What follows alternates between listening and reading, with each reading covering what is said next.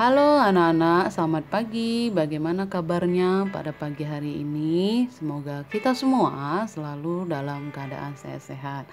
Sebelum kita memulai pembelajaran tematik hari ini, marilah kita berdoa sendiri-sendiri di rumah ya nak ya, memohon perlindungan pertolongan Tuhan agar kita dapat memahami pelajaran dengan baik dan dapat menyelesaikan tugas dengan benar serta tepat waktu. Setelah anak-anak berdoa, setelah kita semua berdoa, kita akan membahas tema, yaitu tema 4, sehat itu penting, subtema 1, peredaran darahku sehat, pembelajaran 1 dan 2. KD-nya ada 3, yaitu KD 3.4 tentang peredaran darah manusia dan hewan, kemudian KD 3.6 tentang pantun. Yang ketiga, KD 3.2 masih kita membahas tentang tangga nada mayor dan tangga nada minor. Untuk pembahasan pertama kita akan membahas sistem peredaran darah manusia dan selanjutnya sistem peredaran darah pada hewan. Nah, udara dingin di pagi hari, minum teh nikmat dirasa. Hendaklah kita menjaga diri, kesehatan sangatlah berharga. Nah, mengapa kesehatan sangat berharga? Nah, kita akan membahasnya. Nah, seperti yang dilakukan oleh Siti ini sangat peduli dengan kesehatan tubuh. Nah, dengan cara dia selalu bersepeda, yang merupakan olahraga yang mendukung kebugaran dan dapat membantu melancarkan peredaran darah. Karena apa? Siti menggayungkan sepedanya dengan santai dari rumah ke sekolah yang membutuhkan waktu 20 menit. Nah, Siti sadar bahwa darah itu sangat penting peranannya bagi manusia. Peranan darah antara lain mengalirkan oksigen ke seluruh tubuh dan mengangkut karbon dioksida dari seluruh tubuh menuju paru-paru. Nah, dalam tubuh, darah mengalir melalui organ-organ peredaran darah. Nah, apa saja organ peredaran darah manusia? Kemudian apa fungsi organ peredaran darah manusia? Nah, mari kita bahas anak-anak. Sistem peredaran darah itu berperan untuk menyalurkan berbagai zat penting seperti nutrisi dan oksigen dari jantung ke seluruh tubuh. Nah, itu peran sistem peredaran darah ya nak. Kemudian apa perbedaan sistem peredaran darah? Peredaran darah kecil dan peredaran darah besar. Nah, kalau peredaran darah kecil itu peredaran darahnya jaraknya tidak jauh. Nah, seperti dari jantung menuju paru-paru dan kembali lagi ke jantung, karena jantung dan paru-paru itu berdekatan. Nah, berbeda dengan peredaran darah besar. Peredaran darah besar itu perjalanannya jauh, yaitu dari jantung ke seluruh tubuh, seluruh tubuh dari atas sampai bawah, kemudian kembali lagi ke jantung. Itulah disebut dengan peredaran darah besar karena perjalanannya jauh, jantung, seluruh tubuh dan kembali lagi ke jantung. Nah, ini peredaran darah kecil. Mulai kita bahas dari ini serambi kanan ya. Mulai dari sini, bilik kanan. Nah, dari bilik kanan kita akan melalui arteri pulmonalis. Nah, masuk ke paru-paru. Nah, di dalam paru-paru darah yang mengandung CO2 ditukar menjadi darah yang mengandung oksigen. Itu terjadi di paru-paru. Kemudian turun lagi melalui vena pulmonalis masuk ke serambi kiri. Nah, ini peredaran darah kecil ya. Selanjutnya peredaran darah besar. Nah, kalau tadi kita berada di serambi kiri. Nah, darah yang mengandung oksigen tadi turun masuklah ke bilik kiri. Nah, di dalam bilik kiri ini akan siap untuk diedarkan ke seluruh tubuh. Nah, bilik kiri dia akan melalui aorta. Aorta ini adalah pembuluh nadi terbesar, ya. Nah, setelah melalui aorta ini akan memompa darah yang mengandung oksigen akan melalui arteri dan siap diedarkan ke seluruh tubuh, ya. Seluruh tubuh bagian atas ya, terus mengalir dan seluruh tubuh bagian bawah juga. Nah, ini melalui pembuluh vena.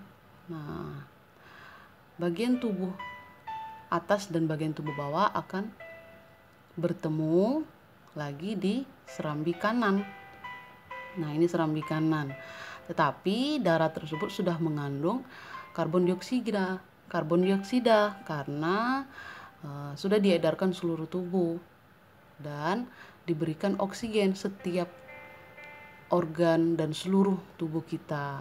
Nah, setelah diberikan oksigen, darah ditukar, yaitu menerima karbon dioksida. Setelah menerima karbon dioksida, ini tadi darah masuk ke serambi kanan, ya, dan siap untuk diubah lagi, ya, menjadi darah yang mengandung oksigen. Seperti itu siklusnya ya nak ya.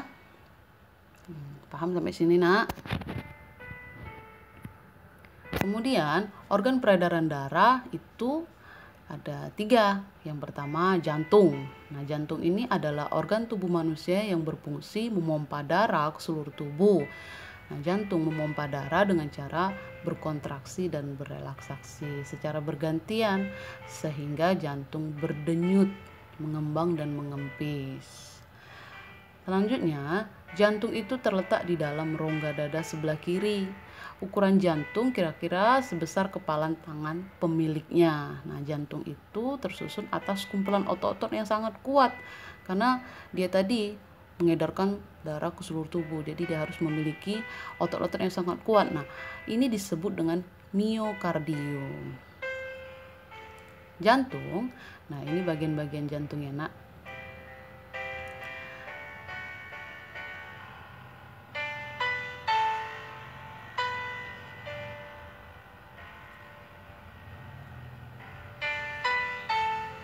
Nah, ini ada serambi kanan, ini tadi serambi kanan. Nah, ini serambi kiri. Kemudian ini bilik kanan, ini bilik kiri. Nah, di antara serambi kanan dan bilik kanan ada katup. Nah, ini ya, katup tricuspidalis. Nah, kalau di antara serambi kiri dan bilik kanan ini ada katup mitral atau bicuspidalis. Nah, kemudian di antara serambi kanan,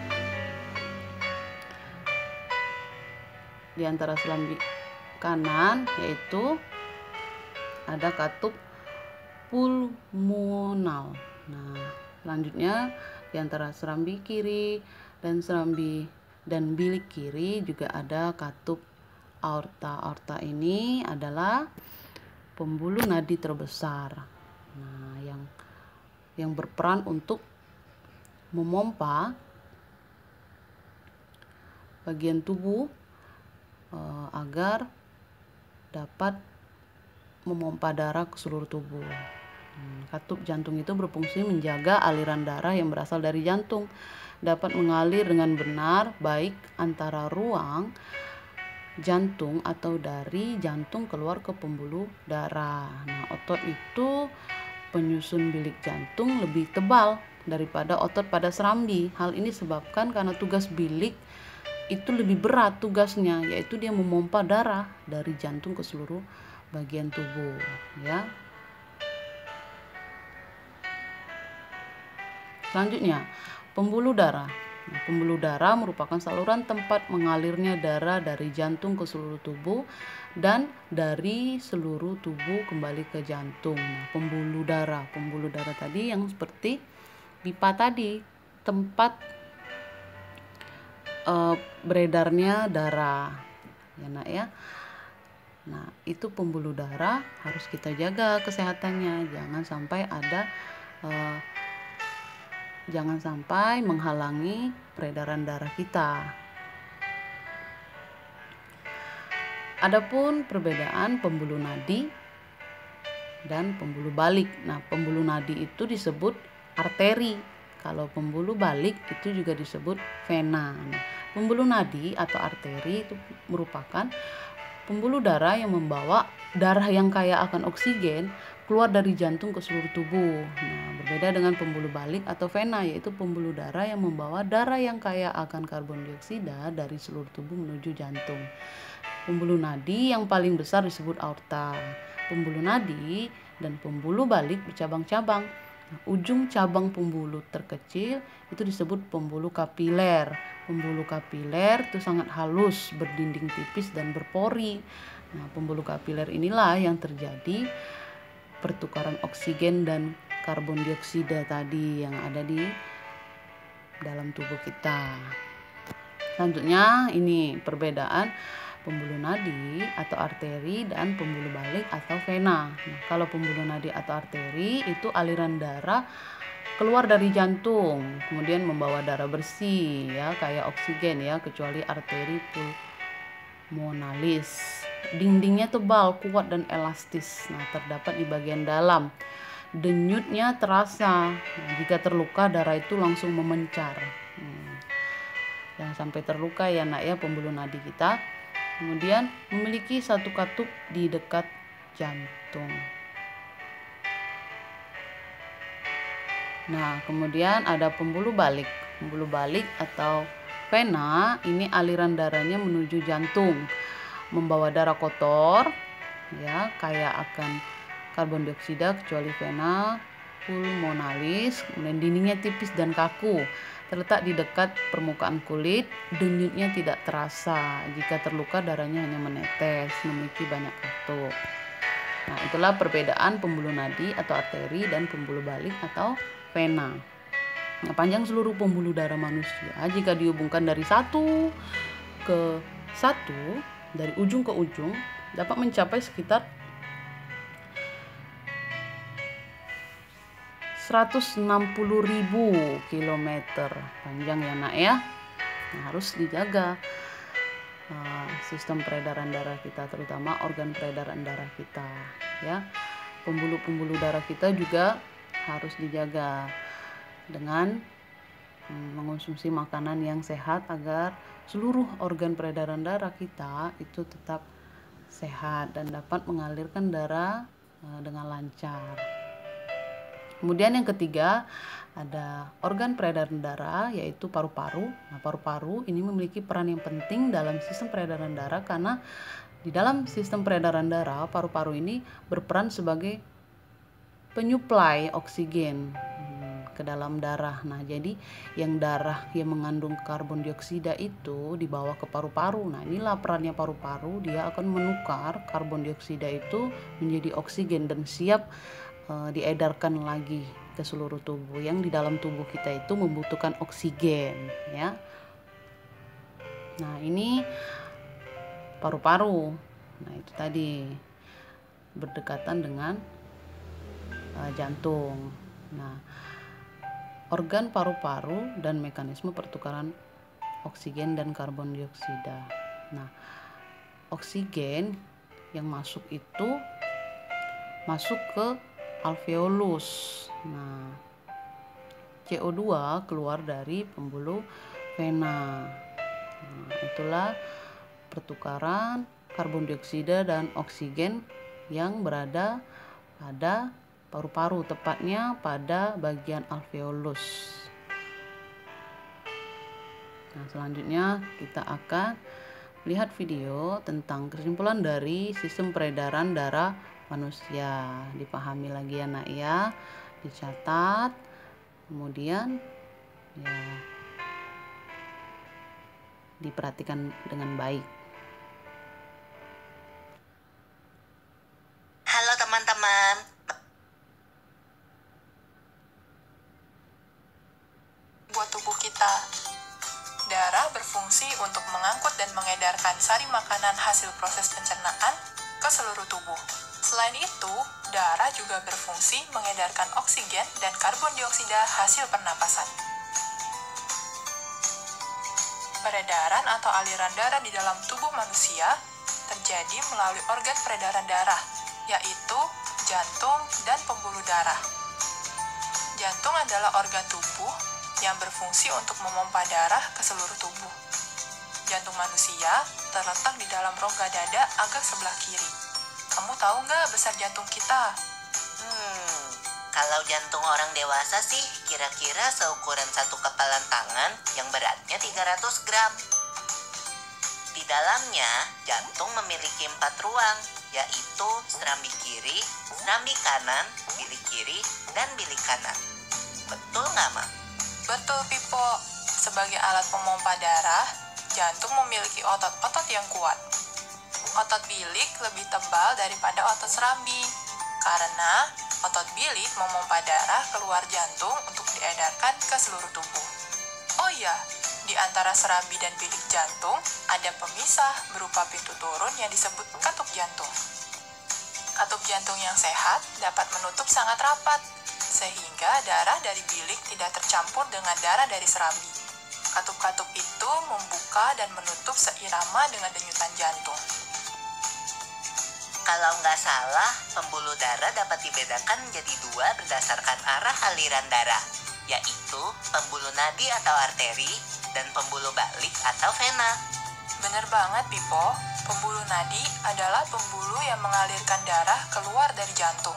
Pembuluh nadi yang paling besar disebut aorta. Kalau pembuluh balik adalah pembuluh darah yang mengalirkan darah masuk ke dalam jantung. Pembuluh balik yang paling besar ada dua, yaitu pembuluh balik atas dan pembuluh balik bawah. Kamu tahu nggak, Pipo? Darah dalam tubuh manusia selalu beredar dalam pembuluh darah, sehingga disebut peredaran darah tertutup. Berdasarkan panjang dan pendeknya jalur yang ditempuh, peredaran darah manusia dibagi menjadi peredaran darah kecil dan peredaran darah besar. Peredaran darah kecil berlangsung dari jantung ke paru-paru, kemudian kembali ke jantung lagi. Urutan peredaran darah kecil adalah serambi kanan, lalu ke bilik kanan, ke paru-paru, lalu ke serambi kiri. Berarti kalau peredaran darah besar berlangsung dari jantung ke seluruh tubuh, kecuali paru-paru dan kembali ke jantung. Urutan peredaran darah besar adalah serambi kiri, lalu ke bilik kiri, ke seluruh tubuh, lalu ke serambi kanan. Nah, demikian penjelasan dari sistem peredaran darah pada manusia.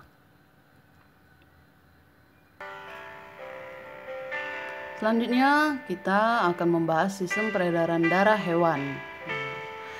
Peredaran darah terbuka dan peredaran darah tertutup. Nah, artinya peredaran darah terbuka itu dinamakan sistem peredaran darah terbuka karena darah dan cairan lainnya tidak selalu diedarkan melalui pembuluh darah.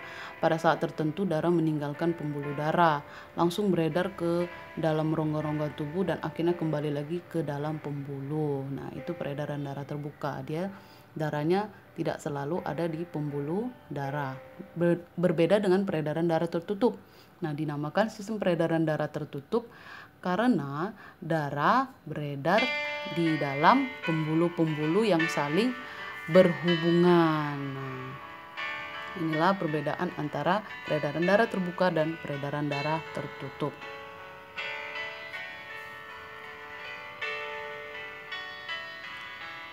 Sistem peredaran darah hewan, nah ini contohnya ada peredaran darah terbuka.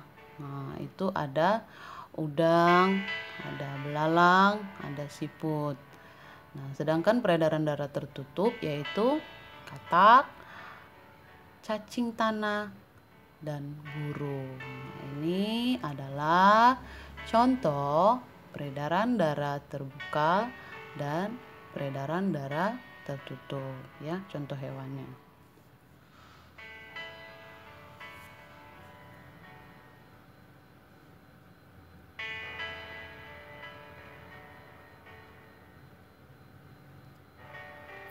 Nah, sistem peredaran darah hewan yaitu pada burung, sistem peredaran darah ganda. Nah, berarti darah dalam tubuh mengaliri tubuh dengan melewati jantung sebanyak 2 kali. Nah, itu yang disebut dengan sistem peredaran darah ganda, ya.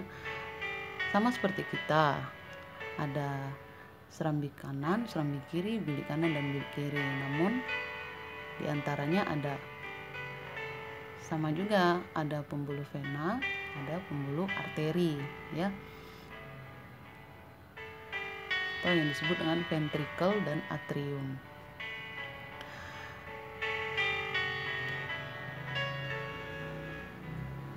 Adapun organ peredaran darah burung, ada 3 fungsinya, yaitu kalau jantung berfungsi memompahkan darah ke seluruh tubuh, pembuluh darah berfungsi sebagai tempat mengalirnya darah dari jantung ke seluruh tubuh dan seluruh tubuh kembali lagi ke jantung. Paru-paru berfungsi sebagai penyuplai oksigen ke dalam darah, ya, hampir sama dengan manusia. Sistem peredaran darah burung. Kita akan membahas sistem peredaran darah burung dulu, ya. Baru nanti untuk pertemuan selanjutnya kita akan membahas sistem peredaran hewan lainnya. Nah, setelah kita membahas sistem peredaran darah manusia dan sistem peredaran darah hewan, nah kita bersyukur bahwa kita sebagai manusia, sistem peredaran darah kita masih dalam keadaan sehat. Lalu kita bersyukur dan berterima kasih kepada Tuhan. Nah, mari kita dengarkan ungkapan rasa syukur Siti dengan berpantun karena dia diberikan organ peredaran darah yang sehat. Nah, ini pantunnya. Rambutku lebat, rambutku subur, tidak dapat dipasang jepitan. Tubuhku sehat, kuucap syukur, darah mengalir tanpa hambatan. Itu adalah contoh dari sebuah pantun. Nah, apa itu pantun dan apa ciri-cirinya? Mari kita bahas, ya, Nak. Pantun itu adalah bentuk karya sastra yang terikat oleh aturan, ya. Nah, ciri-ciri pantun yang pertama, setiap bait terdiri atas 4 baris atau larik. Yang kedua, setiap baris terdiri atas 8 sampai 12 suku kata. Yang ketiga, baris pertama dan kedua merupakan sampiran. Baris ketiga dan keempat itu merupakan isi pantun. Nah, bersajak abi-abi. Paham, ya, Nak? Nah, berdasarkan siklus kehidupan atau usianya ada 3 macam pantun. Pantun dibedakan menjadi 3 macam berdasarkan siklus kehidupan atau usianya. Yang pertama ada pantun kanak-kanak, yang kedua pantun muda, yang ketiga pantun tua.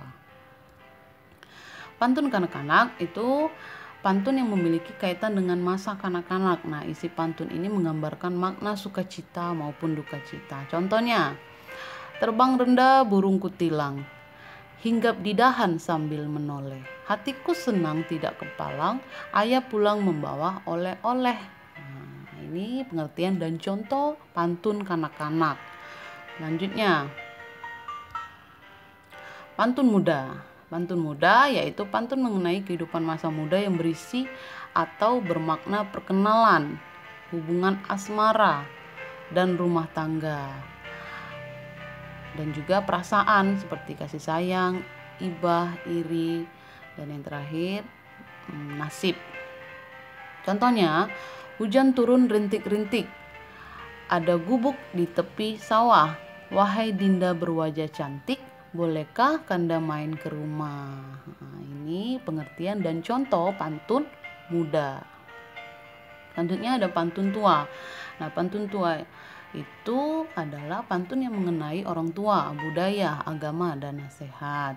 Nah, contohnya yaitu enak bener tinggal di Batu Jajar, seger udaranya, indah dan permai. Anak sekolah rajinlah belajar agar cita-citanya kelak tercapai. Nah, ini pengertian dan contoh dari pantun tua. Nah, itu penjelasan dari ketiga macam pantun berdasarkan siklus kehidupan atau usianya. Nah, itu sudah dijelaskan pengertian dan contohnya, ya, Nak, ya. Nah, ini juga merupakan pantun apa? Ya, pantun tua karena dia bersifat nasihat, ya, Nak. Ke pasar membeli kue bolu, tidak lupa membeli mangga. Jika ingin sehat, selalu rajin-rajinlah berolahraga. Seperti yang dilakukan seperti teman-teman kita yang ini. Nah, ini merupakan salah satu dari olahraga, yaitu menggerakkan tubuh, ya, dengan cara melakukan pencak silat. Pencak silat ini merupakan salah satu dari olahraga. Nah, di dalam pencak silat ini juga kita bisa sambil mendengarkan alunan-alunan musik yang semangat untuk menambah adrenalin kita dalam latihan atau melakukan gerak tubuh ya seperti pencak silat ini. Nah, ketika kita membahas tentang alunan lagu dan nada-nada yang bersemangat, nah itu merupakan ciri dari tangga nada mayor. Nah, kembali lagi kita membahas tentang tangga nada. Tangga nada adalah urutan nada yang disusun secara berjenjang, misalnya do, re, mi, fa, sol, la, si, do. Nah, itu merupakan nada-nada yang disusun secara berjenjang. Ada dua macam jenis tangga nada mayor dan tangga nada minor. Tangga nada mayor adalah tangga nada yang tersusun dengan nada-nadanya yang berjarak 1, 1, setengah, 1, 1, 1, setengah. Nah, biasanya diawali dan diakhiri dengan nada do sama dengan C. Kemudian bersifat riang gembira. Nah, berbeda dengan tangga nada minor. Nah, tangga nada minor ini adalah tangga nada yang susunan nadanya berjarak 1, setengah, 1, 1, setengah, 1, 1. Nah, biasanya diawali dan diakhiri nada la sama dengan a dan bersifat sedih. Selanjutnya, ini adalah contoh lagu yang bernada mayor dan bernada minor. Nah, kalau contoh lagu yang bertangga nada mayor itu ada 5 ya, sama-sama 5 ini. Yang pertama Indonesia Raya, yang kedua Hari Merdeka, Maju Tak Gentar, yang keempat dari Sabang sampai Merauke, kemudian yang kelima Garuda Pancasila. Nah, kalau contoh lagu yang bertangga nada minor, yang pertama Syukur, Gugur Bunga, Himne Guru, yang keempat Indonesia Pusaka, yang kelima Mengheningkan Cipta. Nah, sudah paham semua anak-anak? Walaupun kita mengulang-ulang lagi tangga nada, itu memang harus diulang lagi agar anak-anak lebih memahami dan lebih hafal materinya ya nak ya. Nah, demikian pembelajaran kita sampai hari ini, yaitu pembelajaran tematik yang mulai dari awal kita sudah membahas tentang sistem peredaran darah manusia dan sistem peredaran darah hewan, dan kita membahas pantun, dan yang terakhir kita membahas tangga nada mayor dan tangga nada minor. Nah, tugas dikerjakan di Google Form ya nak, yang linknya akan dikirimkan oleh Bapak dan Ibu guru di WA Group. Mohon dikerjakan dengan mandiri dan jujur ya nak ya. Ibu nggak bisa melihat, tapi ada Tuhan yang melihat. Ayo kita latih kejujuran kita ya nak ya, dan tetap selalu berdoa agar pandemi ini segera berakhir. Tidak ada yang tidak mungkin kalau kita bersama-sama berdoa agar musnah sudah virus corona ini yang mengganggu kita sehingga kita tidak bertemu langsung ya nak ya. Tetap semangat belajarnya di rumah. Kalau tidak mengerti boleh tanya langsung ibu dan bapak gurunya ya, jangan malu-malu. Kalau malu menelpon boleh WA. Bapak dan ibu guru siap melayani apa pertanyaan anak-anak ya. Tetap semangat anak-anak, tetap selalu berdoa, jaga kesehatan, jaga jarak apabila keluar ya. Jangan lupa menggunakan masker. Tetap selalu berdoa. Sampai jumpa lagi anak-anak. Dadah.